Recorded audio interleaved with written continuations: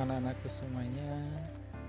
Dalam pembelajaran kali ini, pembelajaran bahasa Indonesia, kali ini Pak Imam akan menyampaikan materi dengan tema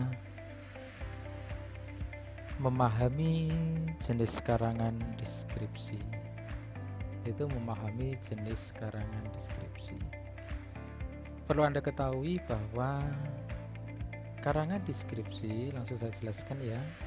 Karangan deskripsi adalah karangan yang di dalamnya berisi suatu hal, objek, sehingga pembaca seolah-olah ikut melihat, mendengar, atau merasakan.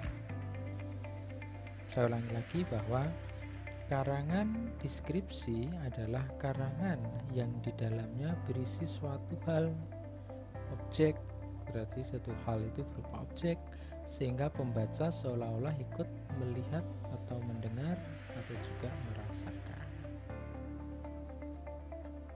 Oke, paham nak ya? Bahwa karangan deskripsi itu adalah sekali lagi karangan yang dalamnya berisikan suatu hal atau objek, sehingga pembaca seolah-olah ikut melihat, mendengar atau merasakan. Oke, yang berikutnya Pak Imam akan menyampaikan bahwa ciri dari paragraf atau karangan deskripsi itu punya ciri. Ciri yang pertama adalah objek yang dibahas dalam karangan deskripsi adalah objek nyata atau dapat diterima oleh panca indera. Sekali lagi, objek yang dibahas dalam karangan deskripsi adalah objek nyata atau dapat diterima oleh panca indera. Paham anak-anakku ya? Objek yang dibahas, objeknya itu dalam karangan deskripsi adalah objek nyata, real, atau dapat diterima oleh panca indera. Yang kedua, objek dalam karangan deskripsi dibahas secara mendetail. Jadi detail, rinci. Jadi objek dalam karangan deskripsi dibahas secara mendetail atau dibahas secara rinci.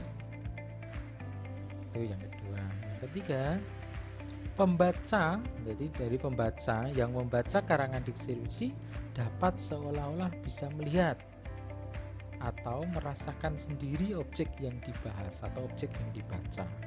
Jadi pembaca karangan deskripsi itu seolah-olah bisa melihat atau merasakan sendiri objek yang dibahas.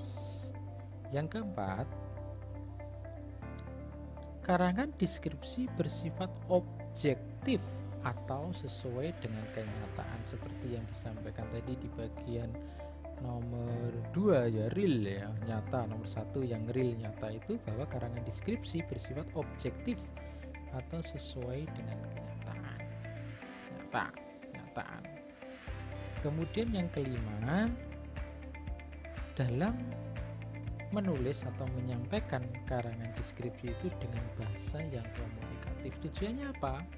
Tujuannya bahwa isi yang ada di dalam karangan itu bisa seolah-olah dilihat, bisa seolah-olah dirasakan, bisa seolah-olah dinikmati oleh seorang pembaca sehingga komunikatif, supaya isi yang ada di dalam karangan itu bisa sampai atau bisa masuk di dalam orang yang membaca. Saya ulangi lagi secara sekilas, cirinya adalah yang pertama, objek yang dibahas dalam karangan deskripsi adalah objek nyata atau dapat diterima oleh panca indera. Yang kedua, objek dalam karangan deskripsi dibahas secara mendetail, rinci, apa adanya. Yang ketiga, pembaca karangan deskripsi dapat seolah-olah bisa melihat atau merasakan apa yang sedang dibahas, apa yang sedang ditulis di dalam karangan deskripsi tersebut. Yang keempat, karangan deskripsi bersifat objektif atau sesuai dengan kenyataan, real, apa adanya yang dibahas tersebut. Yang kelima, disampaikan dengan gaya yang komunikatif. Tujuannya untuk apa? Bahwa pembaca tersebut bisa merasakan, bisa mengetahui apa yang disampaikan oleh seorang penulis. Berikut ciri-cirinya. Oke, Pak Imam lanjutkan ya yang berikutnya. Jenis karangan deskripsi. Nanti ya bagian akhir akan saya contohkan contoh karangan. Jenis karangan deskripsi itu dibagi menjadi beberapa jenis, yaitu deskripsi spasial, deskripsi realistis, dan deskripsi impresionatis. Saya ulangi lagi bahwa jenis karangan deskripsi itu adalah karangan deskripsi spasial, deskripsi realistis, dan deskripsi impresionatis. Demikian pertemuan kali ini nak ya, terkait dengan tema memahami karangan deskripsi. Kita akhiri sampai sini aja, yaitu berakhir pada jenis-jenis karangan deskripsi. Materi mulai awal sampai dengan jenis karangan deskripsi ini minta tolong ya dicatat hal-hal yang penting di buku catatan,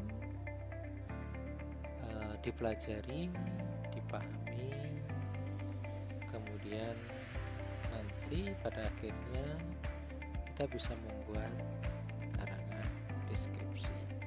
Untuk kelanjutannya nanti di pertemuan berikutnya akan kami jelaskan terkait dengan jenis-jenis karangan deskripsi. Begitu ya, terima kasih, jaga kesehatan anak-anakku semua. Sampai ketemu lagi di lain kesempatan. Oke, terima kasih, jaga sehat, jaga